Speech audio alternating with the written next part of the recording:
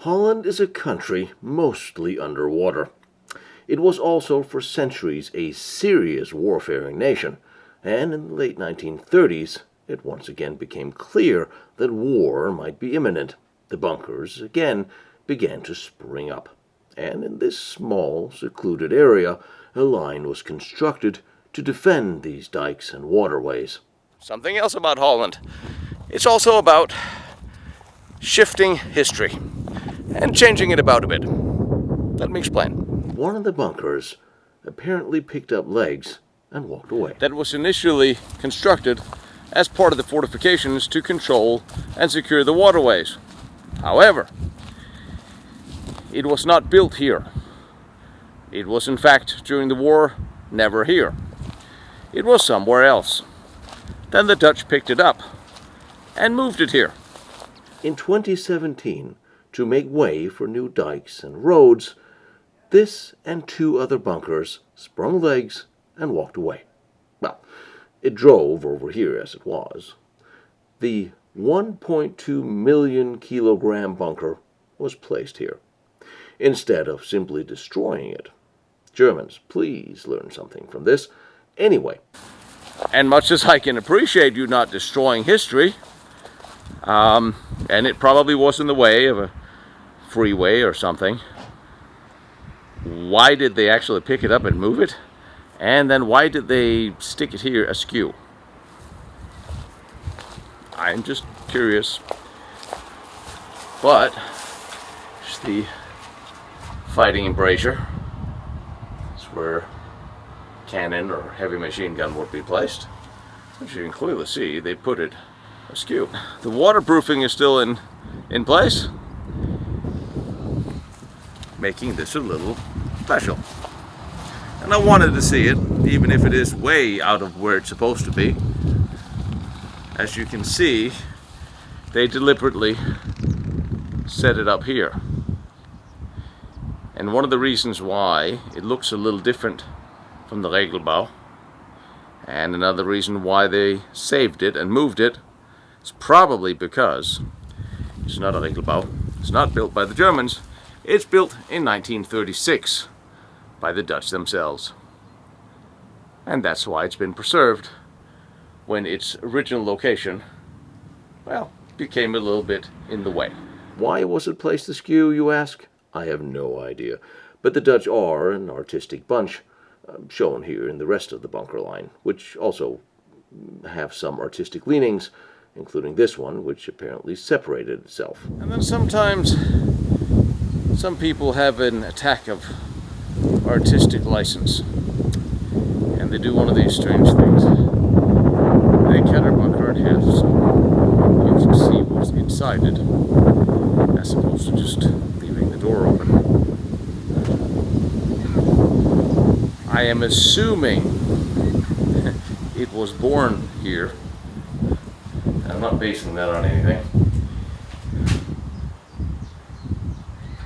So you had one small room and an entrance and a firing port. 1940.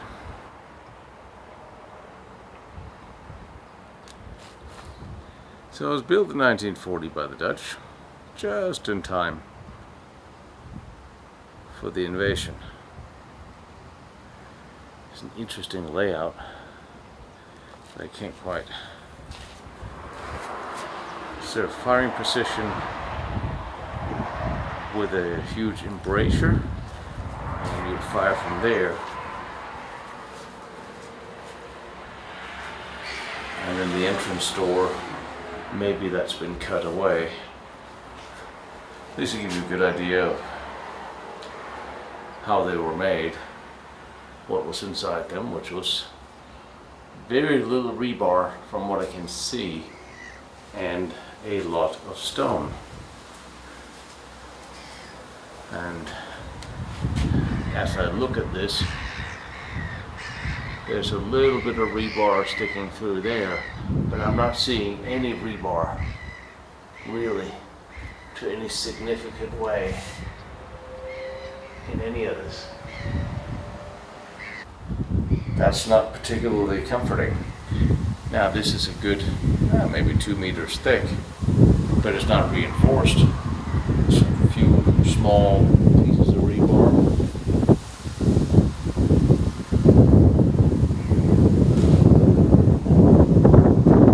Thing up there possibly is a pipe. Now if it was born there with the firing embrasure,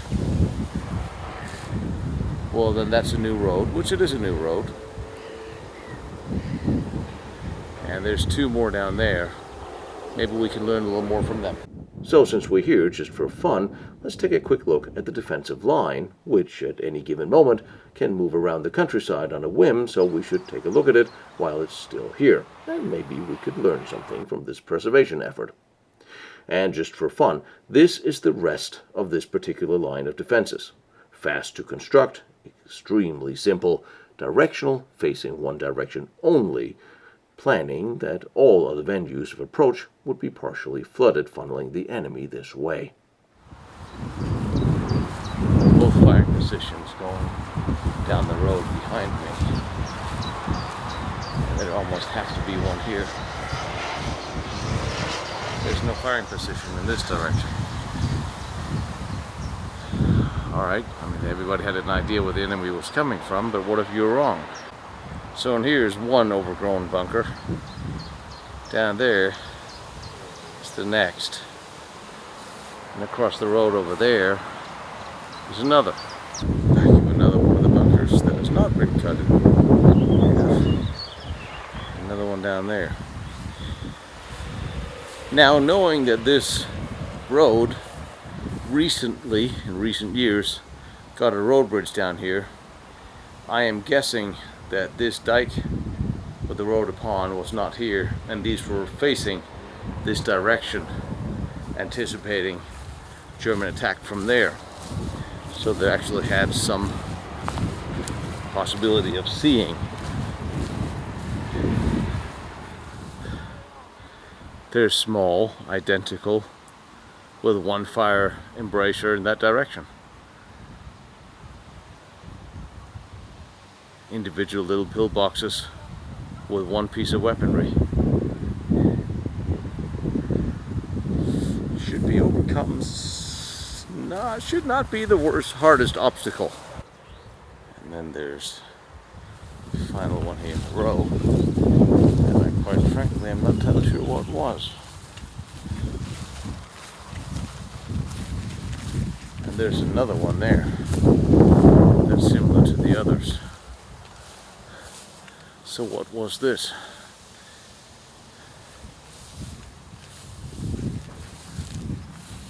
It's easy to tell from the other side of the water. See, I'm not crawling over there, but it's just a little brook. So it cracked. And if there's very little rebar inside, time could eventually have cracked it. There's a little rebar holding it together. But interesting, there's a lot of footprints. Look at all these footprints.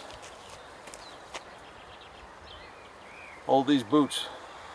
They were literally walking around up here as the cement was drying.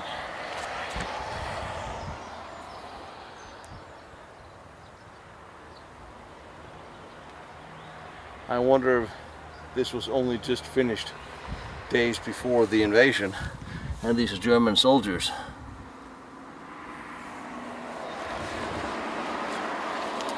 Again, not entirely clear on what this is. Okay, well, here we have a hole. What's this? There's nothing on the front here. What's this? With all these plants stuck in here. Could have been open cannon position, it could have been flak. It's really hard to tell.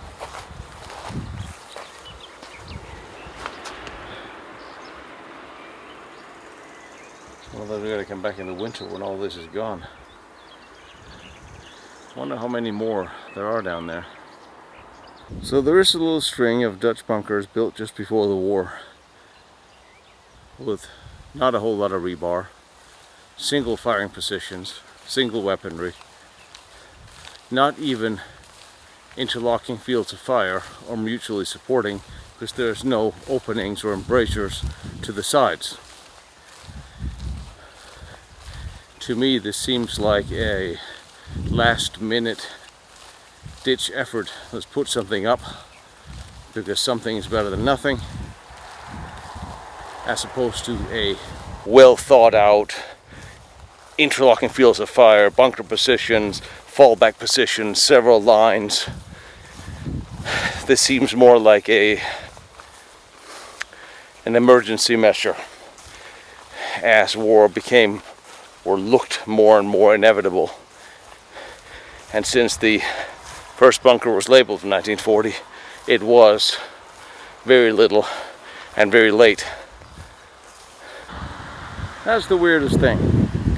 So there's only one entrance into these bunkers from that front gate, where there's a machine gun pointing out. It's built in 1940, again, just like the others. But there's only one way in and out, and there's only one piece of weaponry sitting inside that gate. And they're all here laid out like pearls on a string. Now, there are a lot of interesting fortifications in Holland, since there is so much history, and I can't wait to visit more of them and show them to you. Behind me is Vanna von Braun's first test stand. Down the road is Diebner's nuclear reactor. Over there is the Maginot Line and all its amazing forts. I'm visiting them all and I'm bringing them to you. So I really appreciate you like, follow, and share what I'm doing, trying to document all these important historical locations. And if you feel like you want to watch more pictures or documents that I use for these, go to lostbattlefields.com. And if you feel like helping me out with my travels, because gasoline and travel and airfare is expensive, my PayPal is there, protectionserviceint.com. You are more than welcome, but you don't have to. I appreciate all your support and all your help, and I love seeing these locations, and I love bringing them to you.